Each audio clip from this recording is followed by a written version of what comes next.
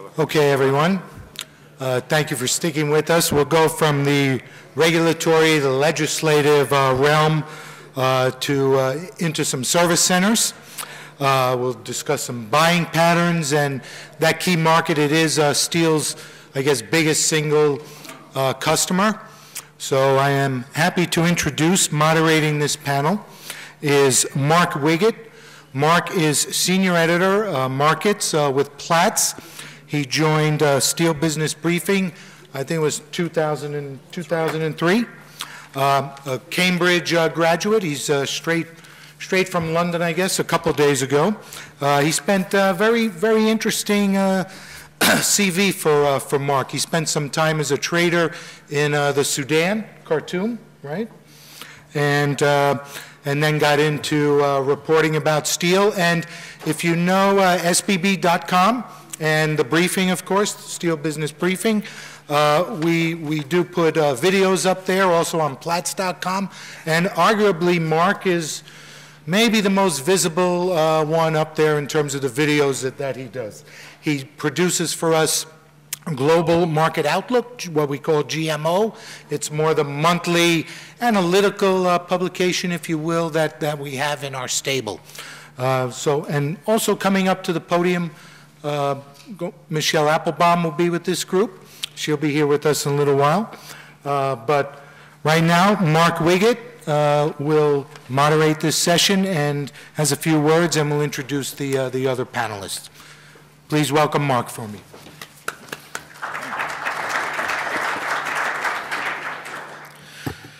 Okay, thanks very much, Joe. I've just got to throw out the entire middle bit of my introduction, as you covered my CV, but thanks very much indeed for the welcome. I've been to quite a few of these conferences here in Chicago now, and one of the first things I learned very early on was that you never ever want to follow Tom Danczek as the next moderator, because you're never going to look good after that. And I think he's proved that again today. On the upside, though, I do get to moderate this session, which looks like it's going to be one of the most interesting ones. It's entitled Service Centers Growing Roles, which I think is probably relevant to more of the audience than probably a lot of the other sessions. In addition to the things that Joe mentioned, I also edit the World Steel Review, which is a weekly summary of what we put out as Platts Steel Business Briefing, and it's a sister publication to American Steel Review, which I'm sure most of you are familiar with here in America, where it's edited by Tom Balsaret. So I'm pleased to be back here in Chicago and looking forward to hearing from this distinguished panel. We've managed to get together a service center CEO, an ex-service center executive turned consultant, and one of the best-known steel industry analysts here in America. So I think we should have all those topics that you can see in your guide covered from pretty much every angle. All three of the speakers were here last year at the last conference, and they must have been pretty good because we've invited them all back. Now may or may not be a good time to mention this survey in your program guide. Please do fill this out, and we very much look forward to your feedback and leave it in reception whenever you're finally leaving the conference. So of this panel, our first speaker is Jeremy Flack, CEO of Flack Steel, which is a service center headquartered in Cleveland. After various other jobs, he started in steel at Lawson Steel with a 12-year stint, during which time he became co-owner, president, and treasurer. Sounds pretty good to me. Jeremy then founded Flack Steel. I certainly enjoyed your presentation, Jeremy, last time, talking about the new style of business that you have been creating. So I'm looking forward to hearing again from you. Please join me in welcoming Jeremy Flack.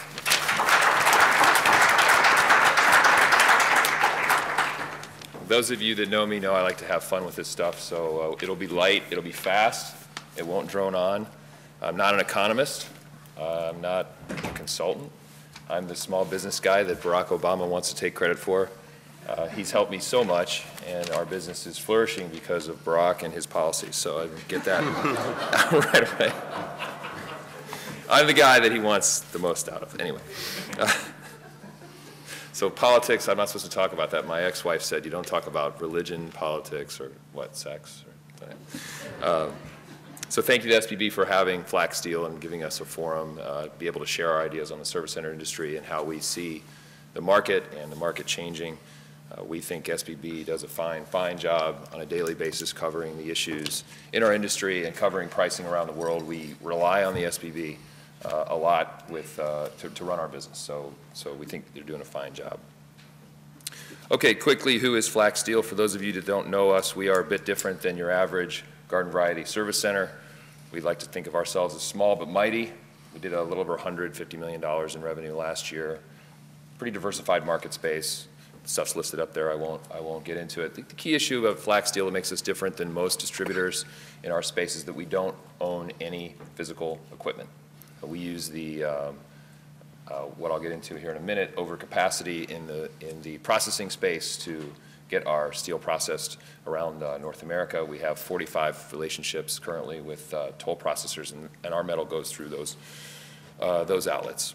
We are the self-proclaimed industry leader in hedging. Those of you that have heard my, certainly last year's talk, I spoke pretty freely about the forward market for HRC. We're very involved in that space. We use it in 3 primary ways. We market make, we use it to hedge our own book, and we also use it to support our customers' businesses. Okay, the headline. We think the fuse is lit in the service center business to finally have consolidation. In the last 10 years, as I've been growing up in this business, we've heard over and over again, when are service centers going to consolidate? When are service centers going to consolidate? And I think for the reasons that I'll outline here in a minute, we're right there right now. And I think that in the next months or maybe year, I'll wake up one day and I'll feel like Lloyd Bridges in the control tower. Did everybody see Airplane, the movie back in 1980? Leslie Nielsen, Lloyd Bridges. There was a scary movie in '77, I think, called Airplane '77, or Airport '77. Yeah, it was bad in the plane crash. It was Airport. And so they made Airport in '80, I think. And so Lloyd Bridges is in the control tower, and he just kind of showing up for work in his normal work week, and getting the planes to land. And he says, I picked the wrong week to stop sniffing glue. And I think that as service center owners, we're going to wake up, and very soon, because of the changes in the market, we're going to feel like Lloyd did in the control tower. And I also think there's a lot of airline and service center similarity. Mostly we don't create very much value over long periods of time. Okay, so we're in an industry with a lot of overcapacity. John D. Rockefeller would freak out if he saw what we have for the service center market. He would want to buy it all up, rename it Standard Steel, and push everybody out and drive the price up. So he wouldn't like it very much. It's a personality contest. It's very difficult for us to differentiate, or for our customers to differentiate us. They have really little issues substituting one of us for the other as fast as possible if they don't like something. The price cycles where they used to create value from 2004 to 2011, the price cycles since 2011 early have started to actually destroy value in our chain. That's become difficult. And there's a lot of interest rate risk in our business that I don't think is being discussed at all. So you have a business that's having an overcapacity issue. Secondly, a leg on the stool, difficulty for our industry, is that there's a scarcity of available capital, I believe, going forward. Our government-controlled banks our government came to us and said, we're going to protect you, American citizens, we're going to protect you from the volatility and the difficulty in the market, and we're going to audit these banks, and we're going to have higher capital requirements, and we're going to have lots of regulation. This is going to protect America. Well, it's not. It may be protecting those banks and those shareholders, but they're making it difficult for the middle market companies that have traditionally been the lifeblood in the service center industry to fund ourselves. Great article in the AMM, sorry SBB, this is a good article in the AMM recently about steel distribution facing a new financing landscape. This is a very hot topic in our business. The banks have become intolerant of the volatility cycle in steel and in earnings at steel companies, and they are clamping down left and right, belts and suspenders on everything, attempting to get us to protect them from any possible risk. So this makes it more difficult for us in an overcapacity environment to lever up our businesses.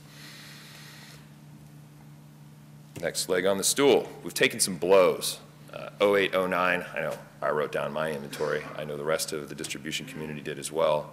That was the first blow. The second blow was bad debt that followed it in the manufacturing space. Smaller companies who then lacked funding, who had difficulty making money, and they hit the trade, which was us, with bad debt. So that was late 2009, 2010, maybe a little bleed off into 11 before balance sheets got kind of rationalized.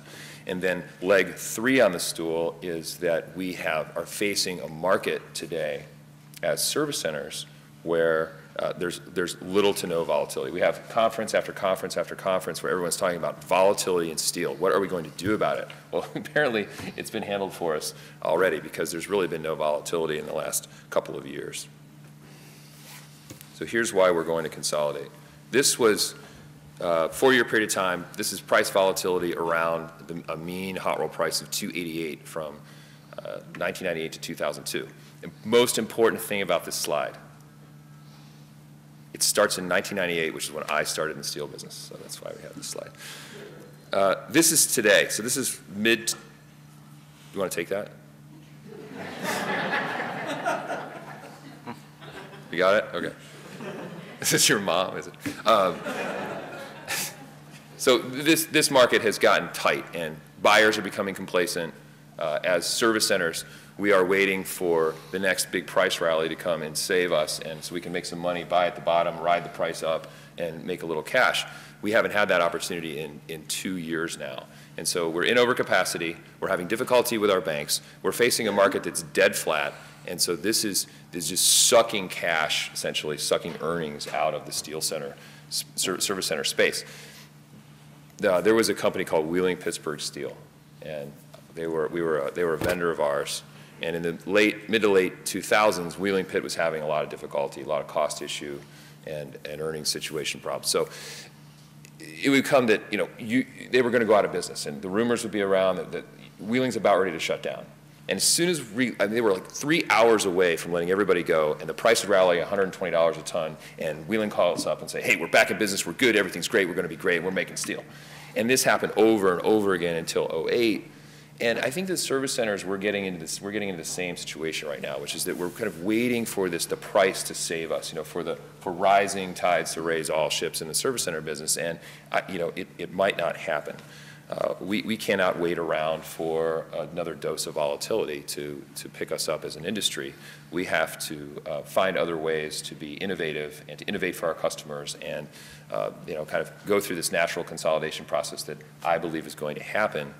Rather than hope for another rally in the price. In fact, what if the price didn't go up? What if it went down to 400? And we believe in our group that there's a lot more opportunity, or a lot better, greater probability. Dave Feldstein's in the audience. Dave talks about probability all the time.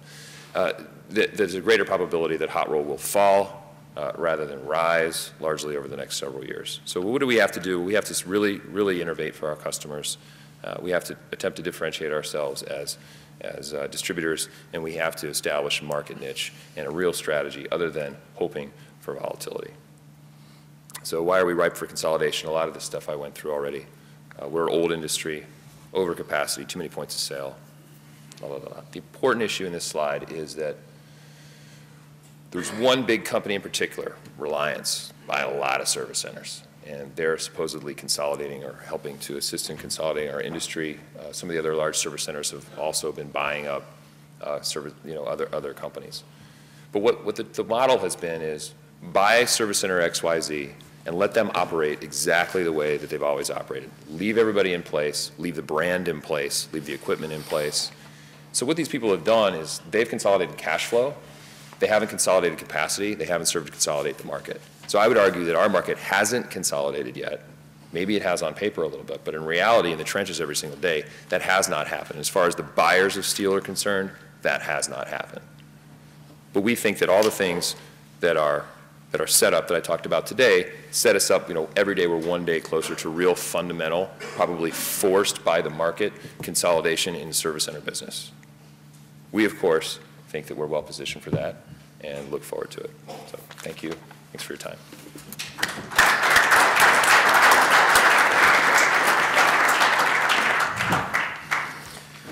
Okay, thanks very much, Jeremy. And also thanks very much for your kind words about SBB. I should perhaps just point out that at the moment now the current branding is Platts SVB. I'm sorry. And, but it's the same people and the same products. So if I say that a bunch more times, do I get a discount? Still, your points are still valid. If you... Sandy, if I can, question for you. You put a lot of emphasis on inventory turns and the return. What effect does price have on that? I know how to, I've worked in mills all my life. I know how to get more turns. I just lower the price. What's your comment there? First, you have to, the service center has no control over price today. None whatsoever. It is basically the larger OEMs between the mill, the end user, and the end user. So all you have is the way you order the steel and turn the inventories to reduce your investment in the inventory. Why, when I go to a service center and I see a room full of people and they're quoting prices? Aren't they? If I call up a service center, I want to buy a structural beam, I tell them what I want, I get a price, right? Yes. If I lower the price, I might get the order, huh? Maybe, maybe not. Depends on his deal. Two sides. There's a buy side and a sell side. How he bought the steel and how he sells the steel. Nick Webb with Jefferies. Got a question for Jeremy. You indicated that interest costs and carry costs are often something that's underemphasized in the service center industry. Could you explain, how sizable those could be for the industry, and also ways you may be able to combat those, if any?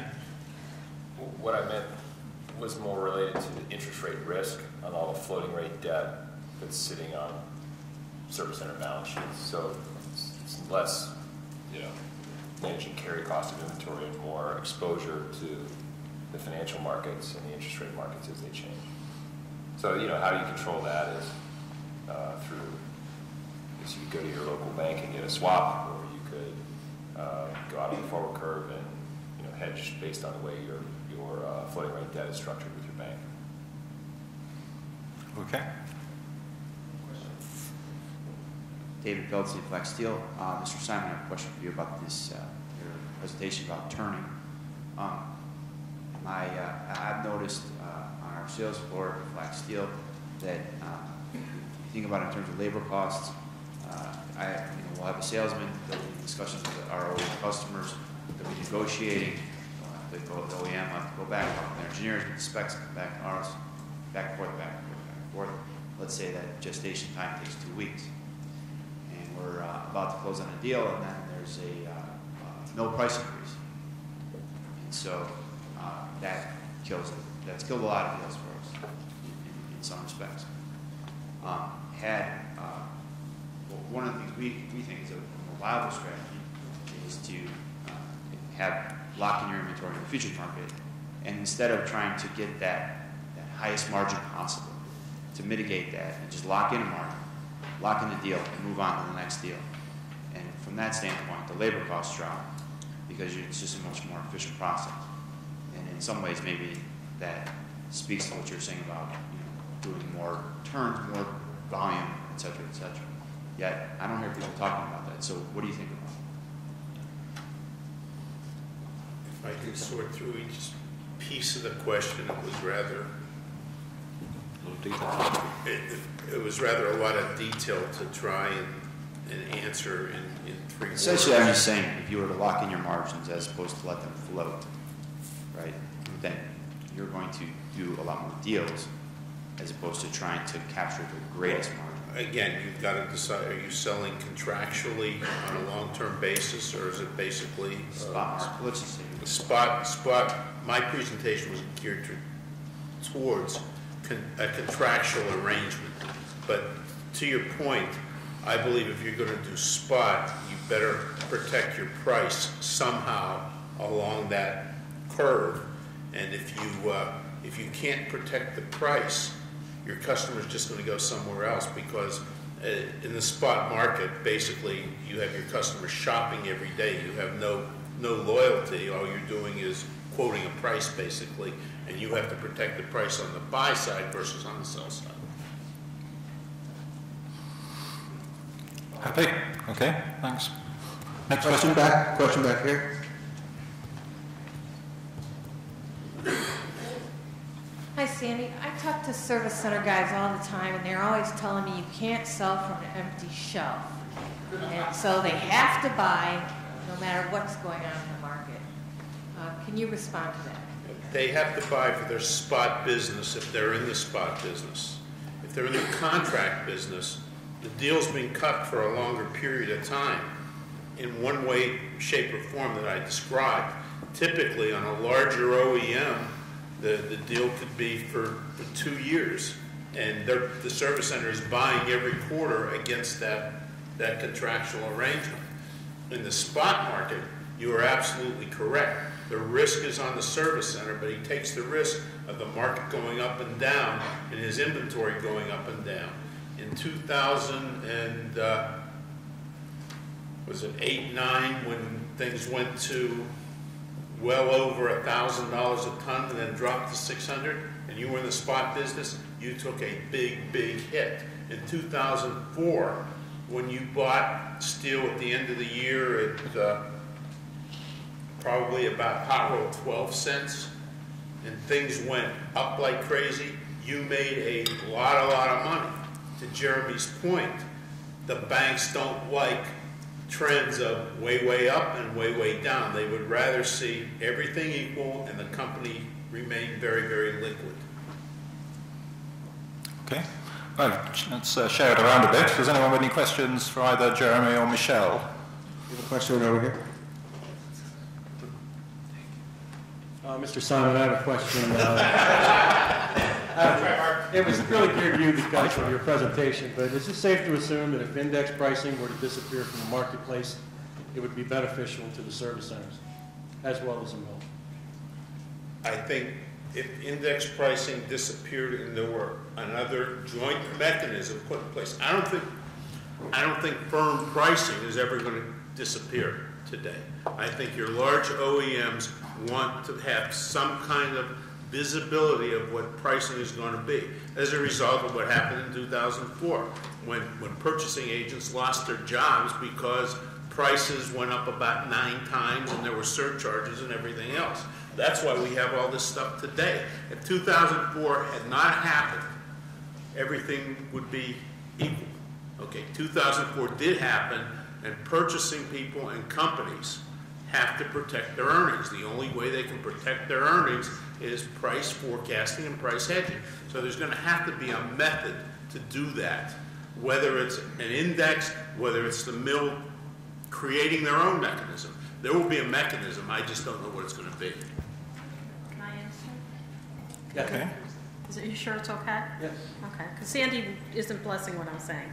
So I was, 2004 was fun because you had all these guys who were short, it was, all these guys who were short steel, they were always short steel, coming up to me and saying, what do I do? I've got a fixed price commitment to my customer, but I have nothing hedged on my steel buying side. And I would say, you're SOL, because that's, you know, what happened. So I agree that there has to be a way to create a hedge. But there have been ways that hedges were created since the day I first came into this business. So I'm sure it was even before that. So, you know, back in the day, there were fixed price contracts on both sides. There was no reference point the way there is to, what's that other company, that brand X? I can't think of the name. It's 3 initials. It starts with CRU. I think that the issue is that you don't, the reference prices, I think, have come somewhat under, at least that reference price, a little bit. They're inaccurate. What? Prices reported to crew are inaccurate. They're coming under suspicion, and as soon as trust is lost, as soon as the suspension of disbelief, as soon as you question where Ginger gets all those clothes on Gilligan's Island, you just can't watch it anymore, right? The trust is gone. So I think we're at a period of time where somebody's saying, where does she get those evening gowns, for goodness sake? So we're doing that right now. And so we're, you know, that's kind of where we're at right now. But I think what's happening, though, is that the industry will get more liquid reference prices. I've always been someone very against the futures market for steel, and we tried it at Philip Brothers. I was part of an effort in '85 because various reasons. And there were good reasons why that was a bad thing. You know what? Today that's changed, and so that's growing. So we will, I think, get more exchange-traded steel futures, and as we do that, then there's going to be audits and more market testing of these indices, and then there's trust. And I think when there's trust, we're just kind of in the Wild West pioneer days right now in a lot of this stuff. Thanks, Michelle. Anything else, or perhaps I'll ask the one question I'm allowed as moderator. Earlier today we heard John Anton say that when he was about to start looking at short-term pricing, the first thing he looks at is service centre inventory levels. Does the panel agree? And what is it telling us at the moment? Jeremy? I think our market is cash in, cash out. The service centers control a tremendous amount of money that gets invested in steel at certain times, and it gets pulled back out of steel at other times. And so when we are, as a group, deleveraging our balance sheets and liquidating metal and getting our cash back, you know, that pulls money away from the mills, it pulls money out of mill lead times. When I started in this business, my mentor told me that the way the steel mills figure out the price is they look at their order book, and if the lead time is long, they raise the price, and if the lead time is short, they lower the price. And really that fundamentally hasn't changed. And so if you look at the amount of capital that the service centers wheel into this market and out of this market, and that's what drives. So yeah, if you get heavy on steel, you start pulling back, and you know, down goes lead. Okay, Michelle? Yeah, I look at a few different things, but I do look at the inventory ratio. It's a fairly reliable indicator of backwards, kind of. So service centers typically are building inventories as prices are rising. They're liquidating inventories right into the trough. But it's one of these, my logic teacher used to talk about necessary but insufficient causation. So it's one factor that I look at. The other factors, the other two factors I look at that might be a little bit more important would be I look at the relative price of domestic versus global. And I think a lot of people say, oh, well, you could import from XYZ for $50 a ton less, therefore I will import, you know, the buyer will import from XYZ for $50 a ton less, and that's BS. People are confusing the cash and futures markets when they do that because imports have a 3-month lead time.